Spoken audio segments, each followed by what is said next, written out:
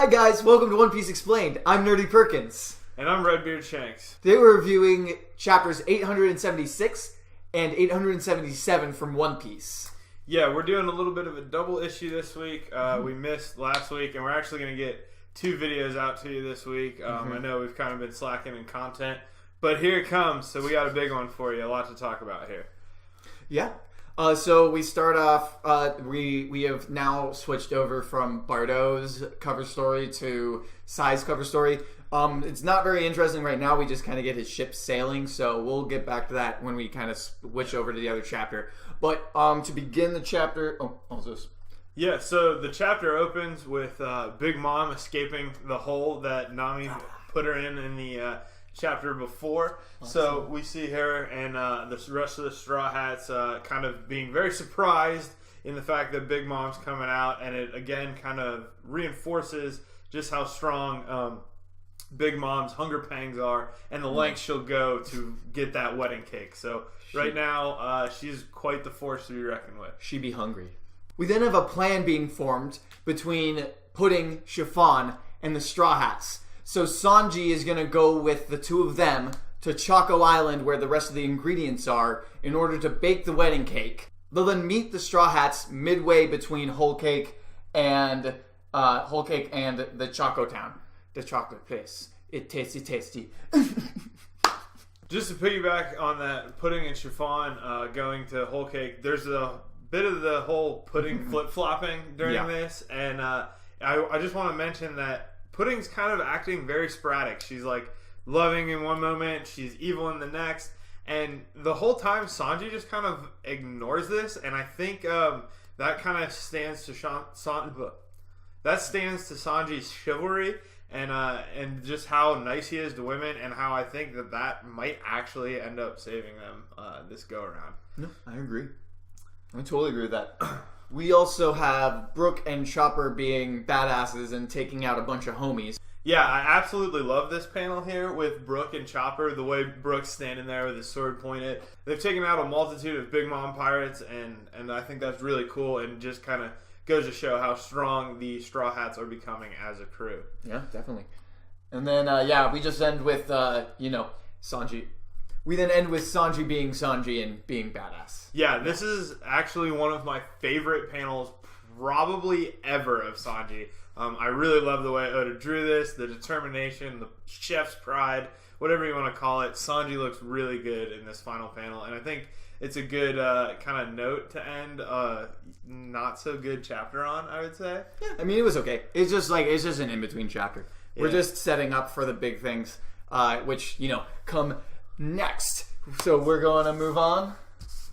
So we'll move on to 877, which is I'm Not That Sweet. I don't get. I want to know what the I don't get the title. I think the sweetness is coming from Perospero. Yeah, I think it's kind of making a joke like Perospero is a candy man. Like you'd think he'd be sweet. He's kind of whimsical and musically. Yeah, but he's kind of obviously he's trying to kill 2 of the Straw Hat members and force the rest of them to stay put. Poor Chopper dying by candy. Oh, it's like killing him with dreams.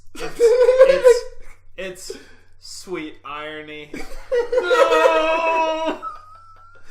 But yeah, no, I really want to just mention this cover story though, because it's hilarious. I definitely see why Sai traded in, Yeah, Baby 5, big upgrade from Sai's former arranged marriage. Yeah, a little bit. Though I'm curious, that's definitely going to be the thing. I bet we'll see Baby 5 fighting this. What is her name? Ulika v Baby 5. Tune in next time. Alright, we got to get off this cover story. We've talked about it too much. So we open this not so sweet chapter with both Brook and Chopper really kind of in a pickle. Perospero actually exclaims he's impressed by the amount of forces that Brook and Chopper have took on, which again, reinforcing that strength of the Straw Hat crew to really hold their own against the Yonko's army, which, bravo. So then we have the Straw Hats bursting in, along with a warning from Katakuri that, everyone else should probably get off the ship because Luffy's probably going to use Conqueror's Haki on him. Yeah, this is actually a really cool moment. Katakuri presumably sees into the future and sees that everybody on the ship that's not either him or Perospero or, Big Mom's not on the ship, but she's in the vicinity, is going to be knocked out cold by Luffy's Conqueror's Haki, which, again, Luffy's a monster. Yeah. It just speaks to his monstrosity. Yeah, then we get the start of what I think is going to be the highlight fight of this end of the arc, which is Katakuri versus Luffy. Oh my god. Oh, dude. Yeah, so this definitely excited hyped for this me up. fight. Just this panel right here. Oh. I'm just like, oh yeah, we're twinsies. I'm like evil Luffy. He does actually kind of look like evil Luffy. He does look a little bit like evil Luffy in that panel, especially this one down below where they're both looking very intense at each other. This is going to be a really cool fight. I think that the observation haki that Katakuri possesses will force Luffy to further increase his own observation haki. So look for a fight between these two characters to potentially bring a bit of a power jump in Luffy's abilities. I think that would be really cool. And going forward into Wano, I think we're going to need as many power gains, so to speak, as we can get. So, is Hawk Gatling, would that be fire? Yeah, I believe that... So maybe that's why he's getting all blobby-blobbed, is that it's fire as opposed to hockey. Well, see, that's one way to take it. The way I kind of thought of this panel was that Katakuri's observation haki is so attuned that he can use his Devil Fruit ability to shape himself differently. Yeah. So it's not like a Logia where Luffy's punches are going through him. He's actually using his Paramecia ability to change his form and dodge those punches. It just kind of looks Logia because of the way, it's drawn and the way we've seen Logias presented in the past. I'm still special Paramecia. Is that seriously what he said? Yes, yes, that's what it is. It's a Logia Paramecia. But just Paramecia is canon, so but anyway. That's where we're at. We had a big discussion on canon versus filler earlier today, so that's besides the point. But the more important thing on this page is we get another mention of the Straw Hats bringing about a new dawn. So we've heard that mentioned in Zoe previously. I think Pedro's one. I don't think Pedro's the only one who said it, but he's at least said it a couple of times. But this is big clues that we're dropping here. This is kind of another. Sorry, no. This is kind of another notch on the belt to say for the whole Straw Hats being the chosen ones or Straw Hats being heroes of a prophecy, scribed by the Gap Century. Yeah. So I think Wano is going to further that with the Kozuki clan. They're going to give us more insight into that prophecy. Yeah, no, I totally agree. I mean, it's one of those things where he hasn't really...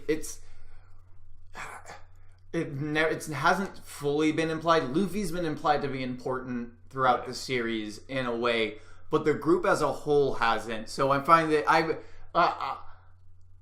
I'm curious to see where Oda goes with it because it seems he hasn't really put too much prophecy in before. That's true. Like the closest thing would be the Poneglyphs, but we don't know much about it. The biggest prophecy is Joy Boy, the Joy Boy. Yeah. And then also Luffy destroying Fishman. Yeah, Luffy destroying Fishman Island, that was prophesized. But also the Poneglyphs that were seen on Eneru's journey to the moon, those seem to be kind of prophetic in nature, showing a bunch of different races. And oh, okay, yeah. Well, I was about to say, were there actual sorry, that was on the moon? That was a cover story from way long ago. But yeah. Sorry, but I don't know how much will be in here of what we just said. But but anyway, so Straw Hats important, and Pedro makes that very clear before.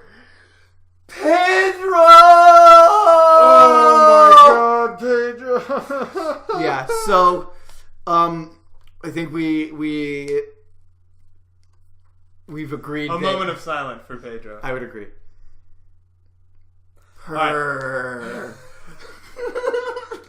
But yeah, Pedro, if this is a real death, if Pedro legitimately sacrificed himself so that the Straw Hats could go on to fulfill their destiny or to fulfill the prophecy by the Kozuki clan that Pedro is alluding to, then this will be monumental for the story because we have not had a character death since Whitebeard. Well, yeah, and a big official main character death. True.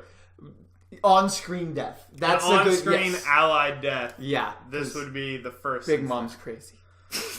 But I think this is twofold in not only does it fulfill, not only does it give weight to those prophecies, but I think it also gives weight to Luffy's own personal story of becoming Pirate King and really him potentially realizing the sacrifices that the road to Pirate King may, in fact, take. Yeah, I agree.